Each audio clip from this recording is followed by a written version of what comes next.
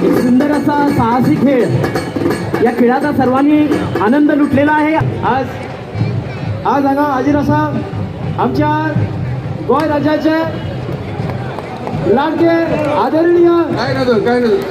माननीय आणि सन्माननीय डॉक्टर प्रमोदजी सावंत, खरंच बरेचदा त्यांच्या मार्गदर्शनाखाला, त्यांच्या विचारात, त्यांचे जे पवित्र विचार असतात, त्यांचे जे सदाच एक छत्रपती